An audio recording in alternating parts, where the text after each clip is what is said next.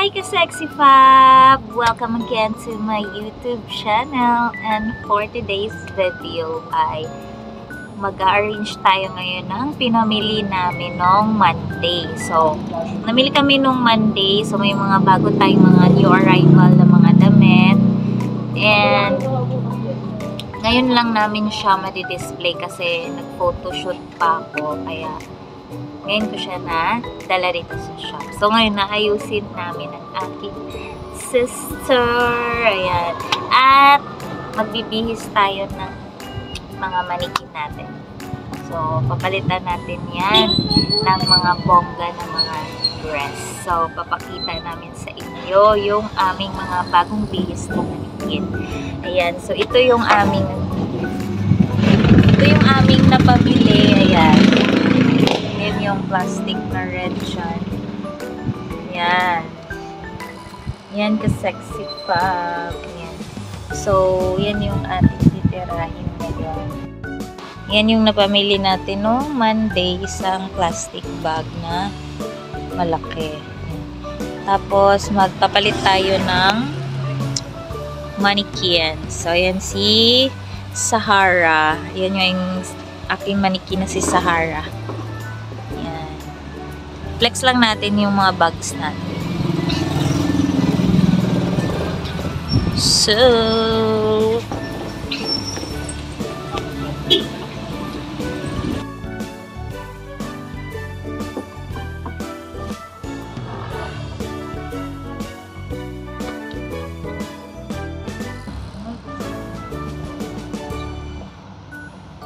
di ba pa meron tayong gini-extension? Magwakwak ba yun?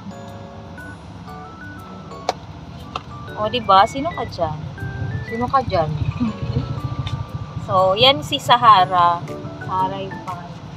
Tapos ko si Astrid. Mabigat yan si Sahara ka-sexy ka. Mabigat si Sahara. Wala, sexy ko siya. Sexy ni Sahara. Sino ka dyan? Tapos, kailangan bustier yung susuot nito. Medyo mabubis. Ayan. Pero kahit naman mga 32 size, carry na. Ayan, diba? Sexy niya. Tira ko sa inyo sa labas.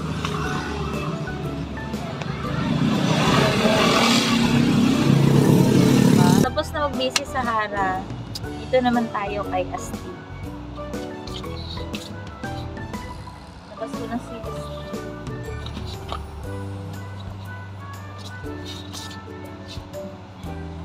Astrid yung pangalan niya kasi may shades siya. Oh, di ba? Astrid na. Yung arrival lang din namin tong dress na nasuot niya. Ito lang, napalitan naman.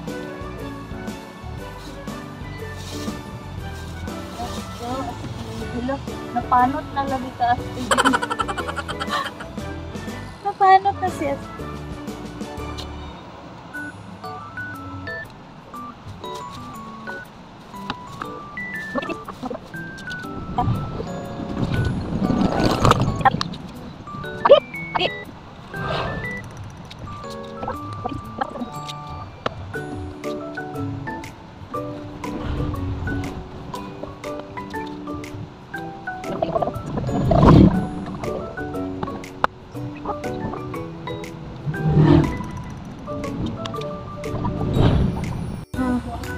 Ano yun, madam? Tanong lang, madam.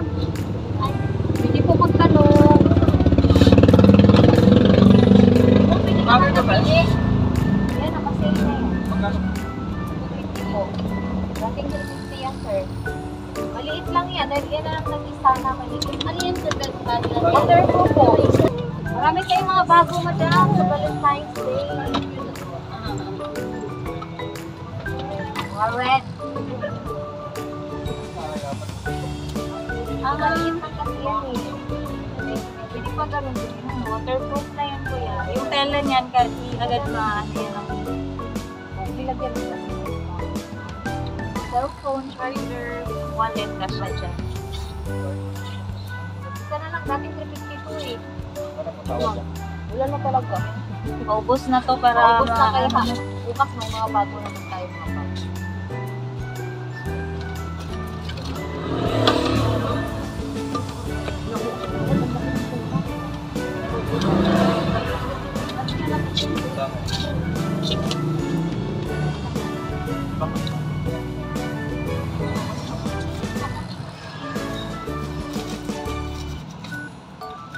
Uy, ang lamig!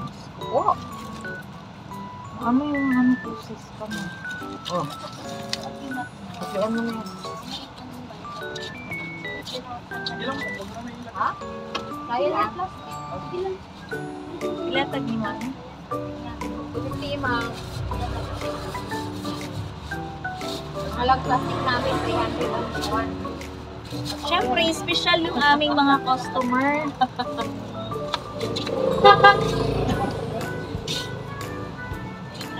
Oo. Thank you, Kuya.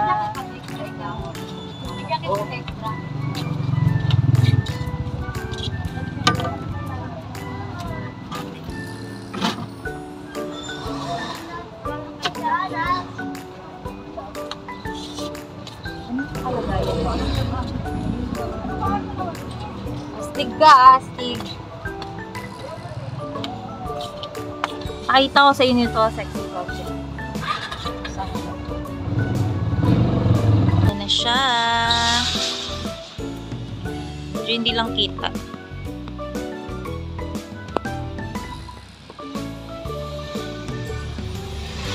Ayan si Sahara. Sexy na.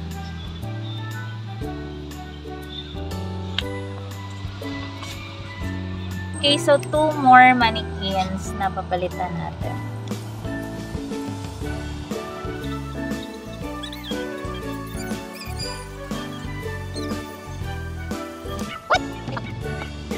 So magtitimpla muna ako ng coffee ka-sexy fab para naman mas masarap yung ating pag-aayos ng ating mga paninda.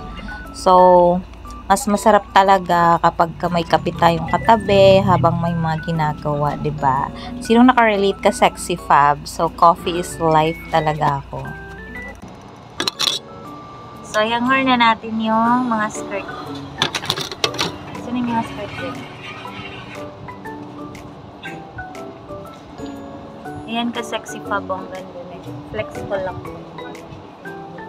Ang ganda ni padded na siya. Super cute. Padded na. Yung arrival namin. Maxi. Wala lang. Ganda lang siya. Kaya yung Maxi. Ano imang?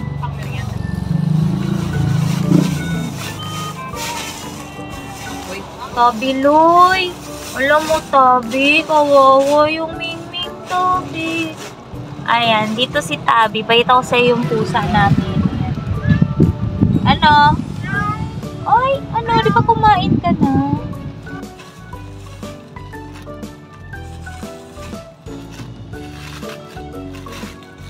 Ayan, yung arrival namin na cute. Ang cute, oh.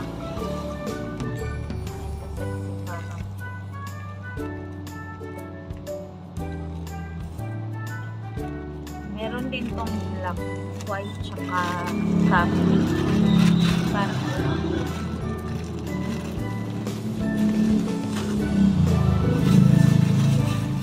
ano, Tabi, Loy?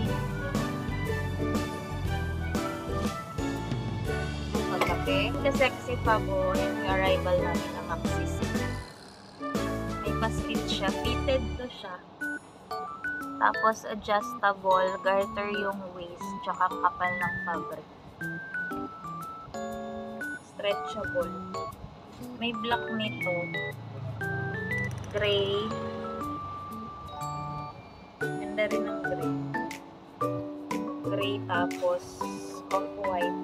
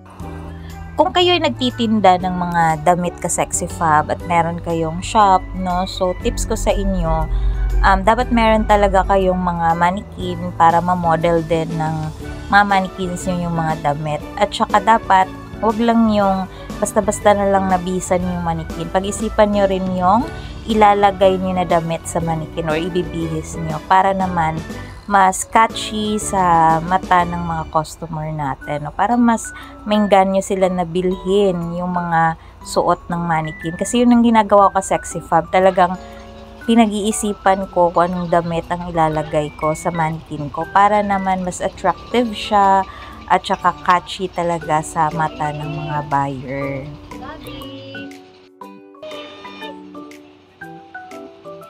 Marami din kaming napamili na mga tops ka Sexy Fab, yung mga double lining na uso-uso ngayon, mga double lining na mga damit, no? So, meron ding mga maxi skirt na mga fitted siya, tapos may slit sa gilid. So, yun yung mga binili ko. Kasi, syempre, kung ano yung uso ngayon online or ano yung trending, kailangan din, yun yung ibenta natin at hanapin natin. Pero, syempre, maraming design ngayon na halos magkaparehas. Pero, doon na lang talaga tayo babawi or magkakatalo sa quality ng fabric. So, ako kasi is talagang maarte ako pagdating sa mga fabric ng damit para naman mas sulit yung binabayad ng mga customers sa atin. Kasi iniingatan ko talaga yung quality ng mga produkto ko ka Sexy Fab.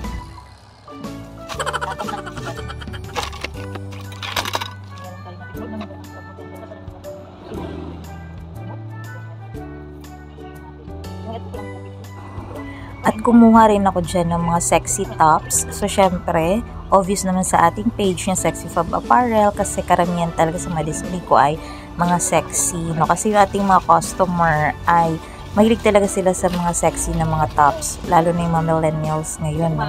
So, ayan, meron tayong mga tube top, meron tayong mga sleeve tops, meron din tayong mga vest na mga tops. No? So, ito ngayon, yung uso ngayon na tube top na meron parang small ribbons na nakalagay sa front. Ayan ka Sexy Fab. So, kumuha ako niyan kasi uso yan ngayon ka Sexy Fab.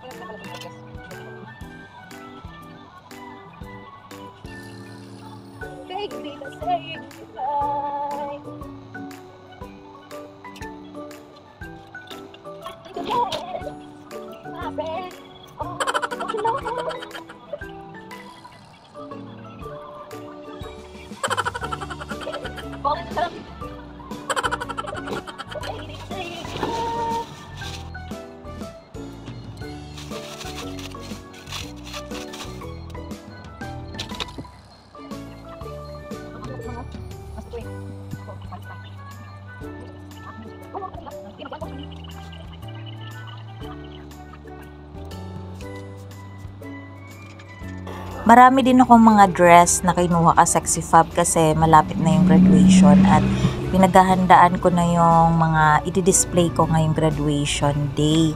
So, mabenta sa atin yung mga dress, mga formal dress, mga trousers, mga blouse, no? So, lalo na talaga pag may mga okasyon, hindi lang graduation, no? Every time na may mga occasion ka Sexy Fab, marami talagang naghahanap ng mga dress, no? Mga pang formal na outfit. Kaya, meron ako niyan mga ka Sexy Fab. At saka sa damit talaga ka Sexy Fab, no? Kung yun yung business natin, diskarte lang talaga na kung paano talaga natin siya ma-present ng maayos sa ating mga customer. Like, dapat catchy sa mata, no? Lalo na yung arrangement. So, importante yan ka Sexy Fab na magaling tayong mag-arrange ng ating mga products, no? Para naman di magulo tignan.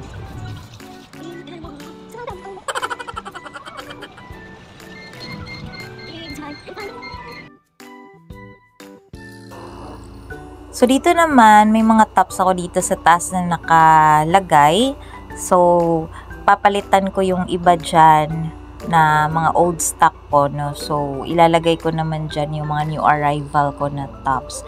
So, yung iba na yung dati nating stocks ay ililipat ko yan ng lagayan para naman ma-highlight natin yung mga new arrival natin. Kasi syempre, pag may mga new arrival tayo, dapat yun yung mga naka-highlight sa harap ng ating shop para agad mapansin ka Sexy Fab.